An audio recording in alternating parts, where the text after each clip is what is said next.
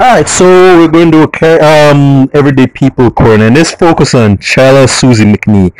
And there's a woman who didn't have it so hard, so good, but she overcame the odds. So, a failed suicide attempt, instances of inflicting self-harm, and mounting debts were occurrences during Chala Suzie McNee's university journey.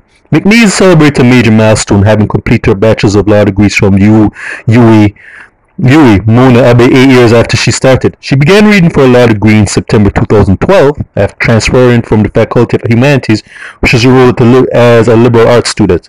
However, she was now facing $10,000 US, approximately 1.4 million Jamaican, a year tuition fee which neither she nor her mother Sophia could find ways to fund. And she said she managed through the first semester. Second semester, had a lot of financial problems.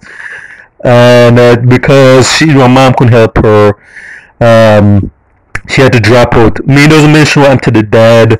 Obviously, the dad and the rest of her family are not in the picture. The Monique St. Anne native revealed that a good Samaritan paid for outstanding fees to complete her first year of the law program. While struggles continued her second year, caused her to sit out a year. The pressure got unbearable and found it difficult for McNee to pay her rent and other basic necessities. She became depressed and he committed attempted suicide. And she basically said when no one's there for a home, apart from her mom.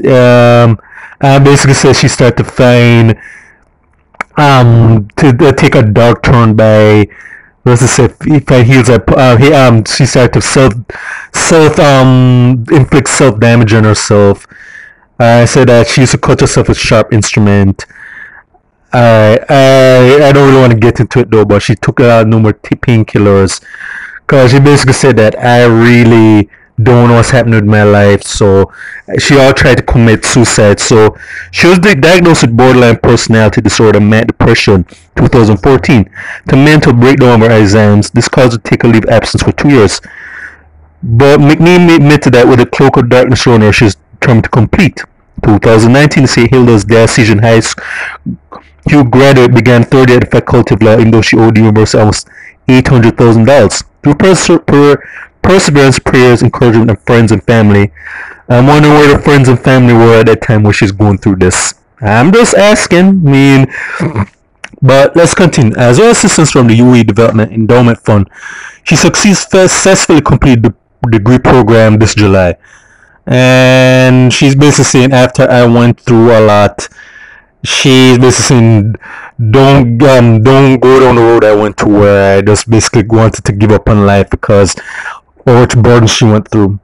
With the green hand, McNee's next focus gained access to Norman Manley Law School in order to earn a practicing certificate as a lawyer. Alright, so yeah, there's a grim, depressing part to the story I read, but I think I like the fact that I can't imagine how she felt though. Like she was trying to make some of her life, and yeah, life was basically making it hard for her with all the financial difficulties she went through. And yeah, it is noted that she said that her mom was in to help her. Doesn't mention what happened to the dad. I know that I was interject that with a lot of stories I do recordings on, but it has to be said.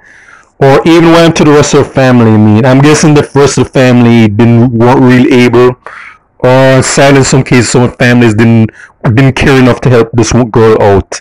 Because that's something that is very telling though, because if you can tell when someone's going through stuff that when there's almost when they don't have a support base that can really hold them down. Because like I said, it's obvious that maybe her mom was strange for family, the dad's not really in the picture. I don't know the story, but there shouldn't have been a case where this girl was on her own. Because a lot of this stuff is normal because unfortunately student debts and loan debts are not really a unique occurrence. Because a lot of students rack up debts unfortunately out of their control when they're trying to complete their studies. But I am glad that she was able to come through, and hopefully that she gets continues to get counseling, because that must have been a very dark place for her to actually want to commit suicide like that. But hopefully that she overcomes it and goes on to become something big and better, because we need to highlight stories like this to inspire a lot of people. So that's pretty much all I say. So for State of Jamaica and the Caribbean, check out my YouTube pages, Miles Gustin Farron, Master Productions, Real Thoughts and Miles. Alright.